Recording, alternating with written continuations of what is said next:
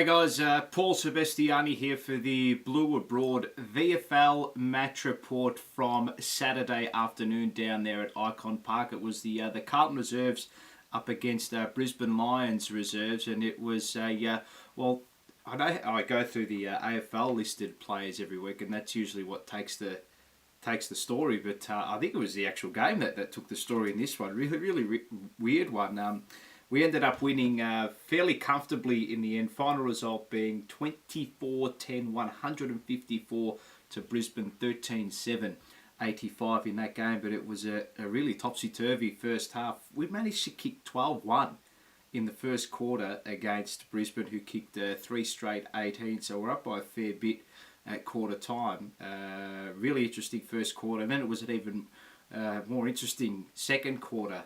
The Brisbane Lions managed to kick 7 goals in a row towards that Legends stand end, which was the goal scoring end for the majority of the game, and it got to within, I think, about a 3-goal margin, and you thought, good lord, it's going to be a repeat of the Southport Shark game from the week before. But alas, the boys regrouped late in that second quarter. 2 late goals sort of steadied the ship, and then they ran away with it to end up winning by 69 points. So a very comfortable win in the end on the back of a very strong second half and a good response by the boys. But we'll quickly go through the AFL listed boys. Will Setterfield, really good game for him. Loved his endeavour, loved his hunt at the football. Ended up with 25 touches and 10 tackles, and it was a much better game than what he produced the week prior.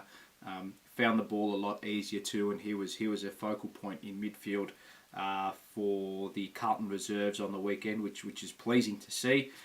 Paddy Dow, I think, only played the 3 quarters, but he showed his class down at VFL level. 20 touches, 8 tackles, had a host of clearances as well, and he was in the thick of things really early in the game, which was pleasing to see from his point of view. He didn't drop his head at all.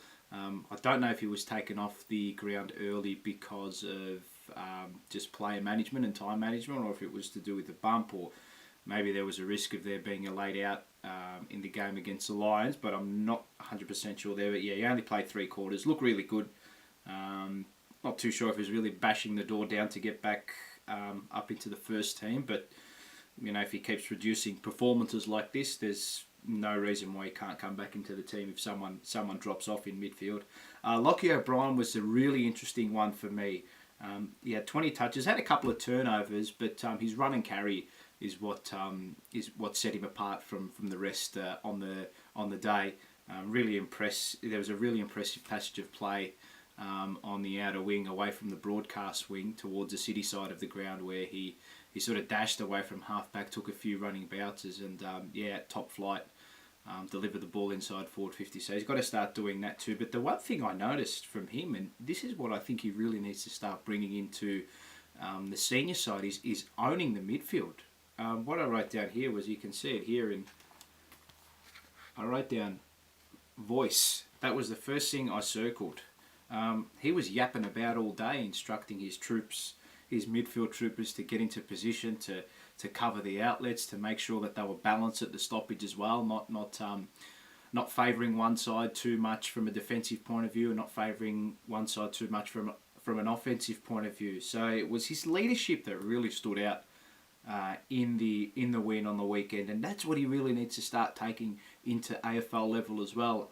Own your area of the ground. If players aren't in their position, make sure you point it out. Doesn't matter if the bloke's played 150 more games than you. That's what really impressed me about his game on the weekend. Not so much the amount of football he's won, but his leadership on the ground, which is hopefully something he can continue to build towards as well. So all the guys who have actually been dropped back down to the level haven't really put their heads down. They've all performed reasonably well, which is a good sign. So I mean, none of them are really absolutely bashing the door down, but it's good to see that they're holding their form or getting back into ball-winning ability form. Josh Honey was really impressive as well. 16 touches, 2 goals too. Probably could have had a few more. He's a big presence up forward, tackles really hard, really good size too. If he keeps sort of building the way he is at the moment, there's no reason why he can't come into the side, in a week or 2 or 2 to 3 weeks, something like that. So he looks to be progressing nicely. I'm certain. I think in a couple of videos earlier, I mentioned that he was coming back from I think he may have had a groin complaint, which sort of plagued his pre-season. So he looks to be working back into it well.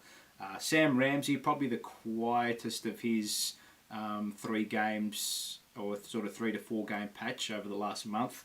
Only had 15 touches, but what I loved about him is that when he took his big pressure moment really, really well. When Brisbane were all over us and they'd kicked 7 in a row, Sam Ramsey took a mark about 45 to 40 metres out directly in front, and there's a lot of pressure on him to kick the goal late in the second quarter, and he went back and finished with aplomb. So that's one thing I really, really notice about him. He's cool under pressure. He's lovely with ball in hand as well. As I said, only had the 16 touches, but he took his moment really well. I think he may have been shadowed by Setterfield and Dow getting more midfield minutes, and the same with O'Brien. So I think him having less touches might have just been a byproduct of sort of Setterfield, Dow, O'Brien, and those type of players getting those midfield minutes in the reserves on the weekend. So, but Ramsey's progressing really nicely. Matt Owies, it was a half day for him. Unfortunately, had ample opportunity to kick another handful, but he only kicked 0 goals, 3. But he works hard every week. I mean, he's going to be a guy that's, as I said, he's going to be a good VFL player for us for the majority of the year too. He takes his goals well, didn't so on this occasion, but he's going to get opportunity every week to kick snags. So just needs to be a little bit cleaner in front of goal. And yeah, he seems to be a viable option if Eddie Betts is to come out of the side. I mean, at the moment, I'm not too sure what he couldn't provide that Eddie Betts is providing us at the moment. I know Eddie was a bit unlucky with a few goals on the weekend, but I'd like to see Matt Owies get a game. Same with Corey Durden. Love this kid's hunt on the football. Good Lord, he tackles to really hurt this kid. He chases hard. He's got a real hunger for the contest too, which is something that we need this year, something that we're looking towards this year, something that Luke Park's brought into the side, and he has similar sort of aspects from that competitive point of view. So he was quiet from the goal front and from a disposal point of view, but I don't think that's what we're looking at. I don't think that's what we're looking at from his point of view at this point in his career. What he's got to focus on, and what he has been focusing on clearly, is hunting his opponent and tackling hard and putting a lot of pressure on opposition defence, which is what he's been doing. So keep an eye out for him. He's progressing, I think, really nicely at the moment. I'm hoping he gets a game, earlier than expected, but I think he will figure towards the second half of the year. And he took his goal really nice. It was a typical forwards goal as well. He sort of read the crumb off the pack in front of goal and sort of fortuitously sort of fell into his lap, but it was his ability to read the ball, and he kicked it off the ground, and it was a sharp goal, smart goal by Corey Durden. So he looks to be trending okay, coming off a quad injury too. So that's Corey Durden. Sam Philp had a bit of a quiet game, only the 7 touches. Whether or not he's sort of working back into the frame of things with that hip injury. He was pretty quiet on the day, so he's probably a fair way away from getting a game, I would think. But probably the 4 main players who would be pushing for a spot, I would say, you're obvious really, Setterfield, Dow, O'Brien and Ramsey. Oh, and also forgot to make mention of Tom Williamson, who had some really big moments in that second quarter when the Lions tsunami was almost going to overwhelm us, and he put in some really important spoils, worked into the game. Like the way he defended, as I said, he's out of touch at AFL level, which is disappointing to see. I think if this was maybe a year or 2 ago, he would probably be absolutely dominating down at this level. He may seem to have lost, maybe a length or 2 from what he's produced in the past. But, I think all young players go through this patch where they just hit a lull in confidence, in ball-winning ability. So he just needs to continue to work on winning the ball and getting that balance right between attack and defence. And one thing I noticed too, he got caught sometimes with his opponent just getting goal side of him. So he's just got to be a little bit wary of that too. So that's something he needs to work on with his game, especially with those smalls, who may seem to be a little bit quicker than him too. He's just got to position himself to get to a point where they're not going to get goal side of him. But as I said, defended resolutely when the Lions were were at their best in that second quarter. He put in some very important tackles and spoils. So don't think he'll come into their side for a Stocker or that type of player. I think Stocker will keep his spot. But yeah, the main players I would say that are pushing to get back into the side, I think Setterfield will get a game this weekend ahead of maybe one of Cottrell or Gibbons potentially.